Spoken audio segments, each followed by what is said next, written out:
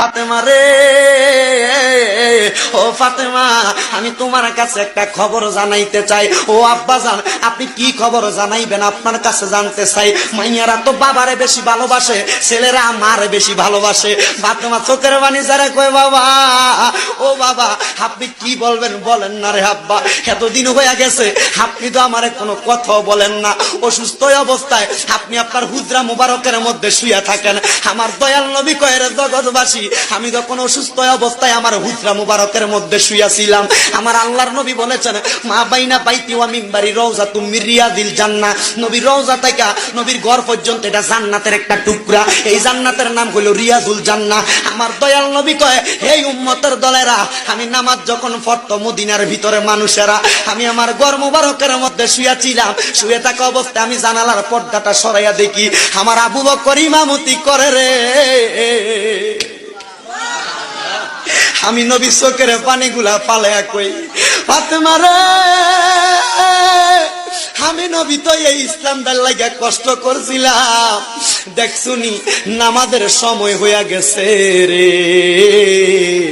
আমার মুসল্লিরা আমি নবীর অপেক্ষা না কইরা সময় চলে যায়, তারা নামাজ পড়তাছে। আমার দয়াল নবী আল্লাহর দরবারে হাত তুলা কয়, মাবুদ রে,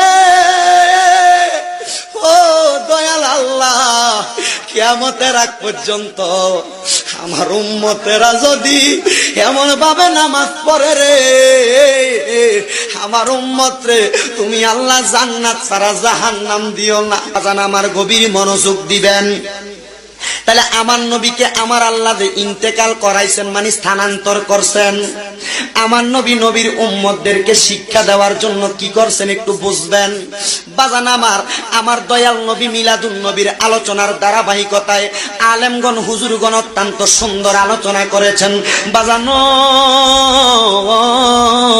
কিন্তু যখন আমার দয়াল নবী এখনো আগমন করে নাই, নবী আমার আগমন করার পূর্বে হযরতে আম্মাজান আয়েশা সিদ্দিকা, আম্মাজান আয়েশা সিদ্দিকা রাদিয়াল্লাহু তাআলা আনহা, ওই মদিনার কামলিওয়ালা দয়াল নবী রাহমাতাল লিল আলামিন নবীর কলিজার টুকরা স্ত্রী আম্মাজান আয়েশা সিদ্দিকা থেকে হাদিস বর্ণিত, আল্লাহ পাকের একজন বান্দা ওই জায়গার মধ্যে বসবাসরত অবস্থায় আমার দয়াল নবী রাহমাতাল লিল আলামিন নবীর আগমনের আগে বাইহাকি ইসহাক হাকাম রাহমাতুল্লাহ আলাই উনি বলতেছেন, মক্কা নগরীটা ছিল একবারে খারাপ অবস্থা, মক্কা নগরীর অবস্থা বেশি ভালো অবস্থা ছিল না। আমার দয়াল নবী আগমন করার পূর্বে ওই মক্কা নগরী মানে নবীদের বাড়ি মুবারক, তার সামনে নবীর হুজরা মুবারক, ঘর মুবারকের সামনে একটা ইহুদি বসবাস করত। ওই ইহুদিরা ওই জায়গায়